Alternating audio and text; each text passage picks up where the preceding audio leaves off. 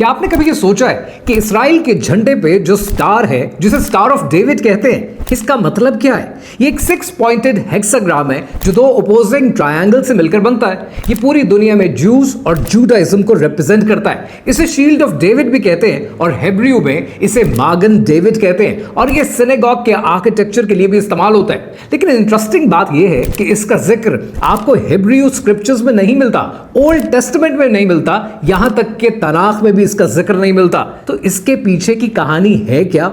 आइए समझते हैं। स्टार ऑफ डेविड के बारे में बहुत सी थ्योरीज मौजूद हैं। कुछ का कहना यह है कि बेबीलोनियंस के दौर में, इजिप्शियंस के दौर में, कैनानाइट्स के दौर में इस स्टार की पूजा की जाना शुरू हो गई। लेकिन सबसे पहला जिक्र आपको बाइबल की बुक ऑफ आमोस में मिलता है 5:26 में, और उसके मुताबिक बनी इसराइल ने जादू को अपनी जिंदगी में शामिल कर लिया, सैटर्न की पूजा करनी शुरू कर दी और इस स्टार को फॉलो करना शुरू कर दिया। जादू और कबाला घर घर में होना शुरू हो गया और जब भी किसी पे जादू किया जाने लगा तो उसका जायचा बनाने के लिए, उस पर जादू करने के लिए ये हेक्साग्राम बनाना शुरू हो गए। और आज आप हेक्स का मतलब सिर्फ गूगल में चेक कर लीजिए। हेक्स का मतलब है किसी पर जादू करना। जूडाइज्म में स्टार ऑफ डेविड की अडॉप्शन रीसेंट वाकया है। ये मेडिवल दौर में हुआ है 14वीं और 15वीं सदी में, और ये सिनेगॉग की कंस्ट्रक्शन में, उसके आर्किटेक्चर में इस्तेमाल होना शुरू हुआ।